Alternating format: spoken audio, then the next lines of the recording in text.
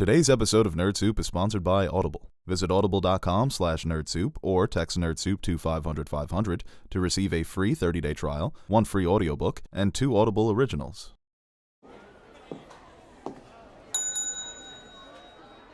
Can I help you? Why, yes, you can. I'm here to report a terrible crime. And what terrible crime is that? This one. Hello, everybody, and welcome back to another episode of Nerd Soup. I'm Beau Oliver, joined today by Aaron, the Nerd Soup Monkey, and we are here to talk about Birds of Prey. We're going to give our thoughts on the movie. Birds of Prey and the Fantabulous Emancipation of one Harley Quinn. No, the new title. Harley Quinn, Birds of Prey, and the one Fantabulous Emancipation of our box office results. Hopefully. I don't think so. Well, in this video, we're going to give our thoughts, kind of talk about the movie, obviously, and also why it didn't necessarily fail, but why it kind of stumbled at the box office. But this was a movie that I think both of us enjoyed, to say the least. Yeah, I really enjoyed this movie too. I thought the first act wasn't my favorite, and I did get a little scared in the theater. I'm like, well, why is everyone giving this such a high rating? This is not great so far. But once it found its footing and it really started to gain momentum, I thought this movie was a blast for the last 2 acts, at least. I mean, it got funnier as it went on. The action got a lot better. I was more intrigued with the story. Yeah, what they did with the story, the underworld of Gotham with Black Mask and all the battling crime syndicates, and then you have Harley Quinn coming off of the breakup with the Joker. Really, Warner Brothers breaking up with Jared Leto. That's kind of what it was.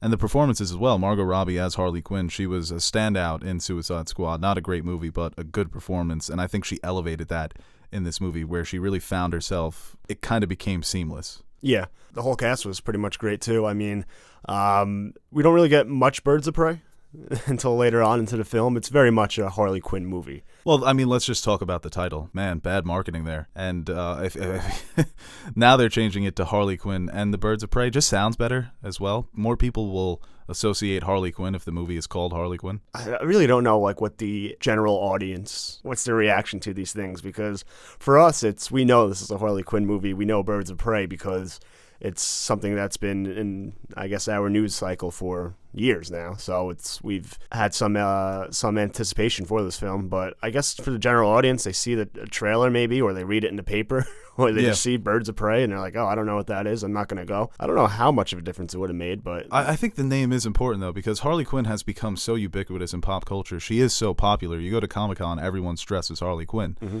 So with a movie like Captain Marvel or Wonder Woman, they have that name recognition where the first Thor, the first Captain America, they're not going to make $1 billion. But Captain Marvel, the Marvel Cinematic Universe, here's the fucking Captain. Or Wonder Woman, a character that's been around for 75 years. Harley doesn't have that history, but she's just as popular in the current climate of superhero fandoms. Yeah, and another thing, I guess, is the R rating, which I don't know if it would have affected the film too much being PG-13. There are a couple scenes where I could cut this as a PG-13 movie in like 4 hours on Final Cut Pro.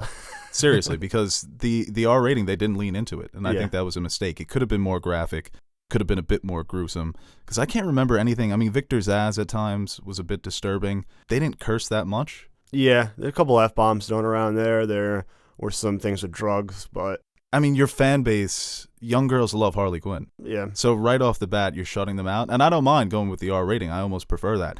But lean into it like a Deadpool. Like, you can't make Logan or Deadpool without that R rating. You can't cut those into PG-13 movies.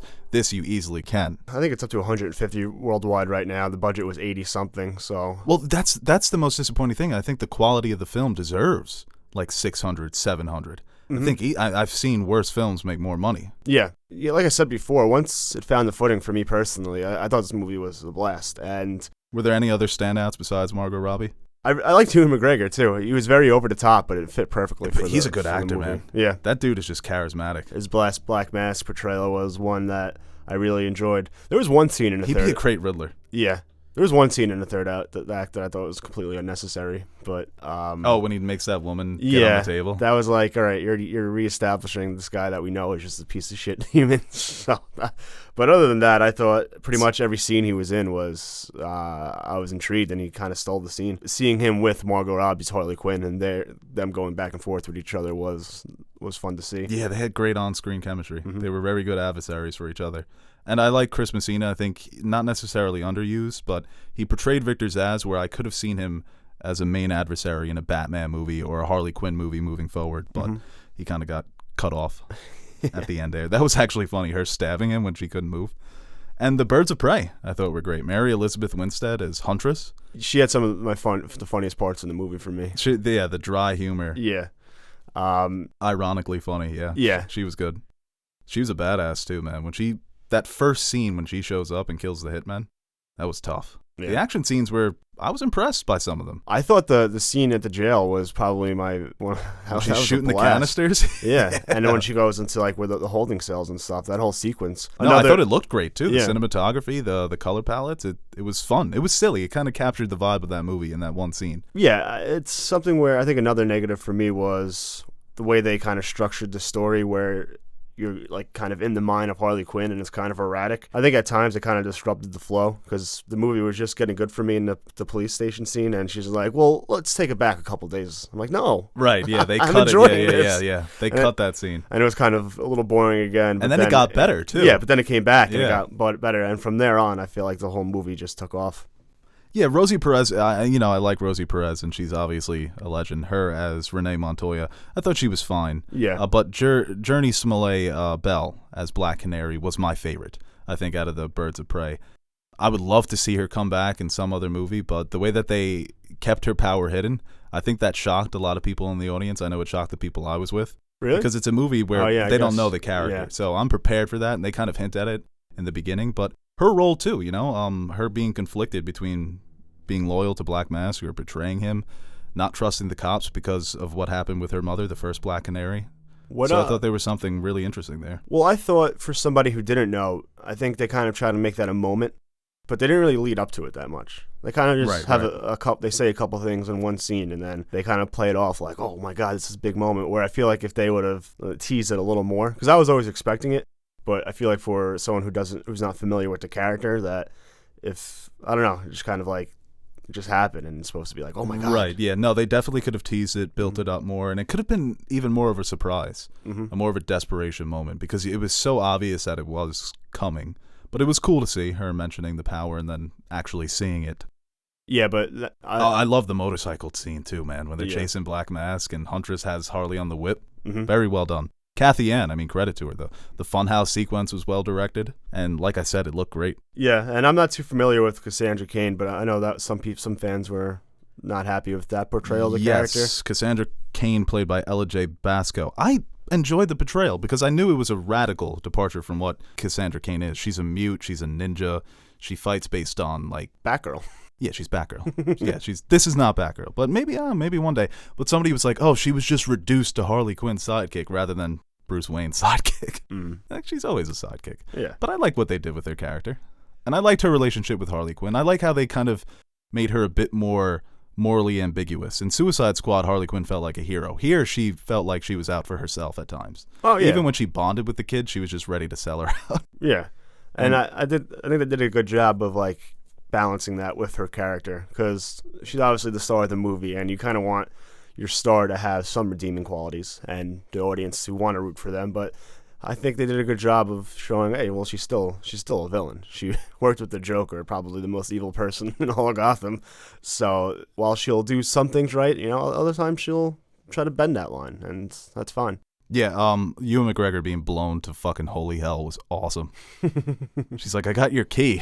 Yeah. Oh, wow. Yeah, I forgot about that. She's got the grenades. And there's always a controversy about these movies being like extra feminist or extra woke, and there was no message in this movie besides these people are kind of shitty, but maybe they can do good things. So I hate when people go into movies with these preconceived notions just because it's an all-female cast that it's going to be some... No, most of these people are horrible. It was it was a movie, we can have... It was just a movie. It was like a little wacky adventure. Yeah. I feel like it was a great origin story for Harley Quinn as well, they could build on it. I don't know what they're going to do after seeing these box office numbers. She's still a very big star, so she might have some pull. She might say, hey, let's take another shot at this, but... Well, I think they are going to do another movie, but I'm not sure. Honestly, who knows with DC at this point, but I think it's... For them, I think the high rating. I think they can look at box office numbers, and while they might be disappointing, it's not like it's going to lose that much money. With marketing and all that stuff, they might break even, but they can look at the critical reception of 78% or whatever on Rotten Tomatoes and be like, hey, we have something here, and maybe we do market the next one better, and people it's not going to be coming off a Suicide Squad that most people didn't like. It'll be coming off this, which I think most people did like. Yeah, I think so. It's going to be interesting to see how they balance their universe with all these different iterations of the characters, because I'm watching this and I'm thinking this is Ben Affleck's Batman in this universe, and even though it is an installment in the DCEU, it's starting to feel like they're standing alone. Mm-hmm. So I don't know, it's kind of nebulous. The future is uncertain. We know that we're going to get more movies, but we just don't know what they're going to entail or how they're going to connect. Yeah, well, it's a weird place. It's all fun and games until Robert Pattinson meets Joaquin Phoenix's Joker with Margot Robbie's Harley Quinn. And we're like, how the fuck did we get here? And then, wait a minute, Robert Downey Jr.'s Iron Man. I think we just made him a Billy. Disney just bought the world. Yeah. And Bloomberg's the king of it. Alright guys, thank you for watching this video. Let us know what you think about Birds of Prey in the comment section below. And before we sign off, we'd like to thank today's sponsor, Audible. Right now you can visit audible.com/nerdsoup or text nerdsoup to 500-500 and receive a free 30-day trial with Audible. Plus you will receive 1 audiobook and 2 additional audiobook originals absolutely free. Fans of Audible will recognize their unbeatable selection of audiobooks, including bestsellers, motivational books, mysteries, thrillers, memoirs, and more. Every month, Audible gives you 3 credits that can be used to add audiobooks to your library that you keep forever, even if you cancel. Today, I'd like to highlight The Irishman, an audiobook that served as the inspiration for Martin Scorsese's latest masterpiece. Narrated by Scott Brick, the audiobook goes into further detail on the historical events that make up this film. It is a fascinating glimpse into the American Mafia's influence over our everyday politics. And remember, you can listen to Audible on any of your devices, phone, tablet, computer, anywhere, anytime. So visit audible.com/nerdsoup or text nerdsoup to 500-500 and receive a free 30-day trial. Plus you will receive 1 audiobook and 2 additional Audible originals.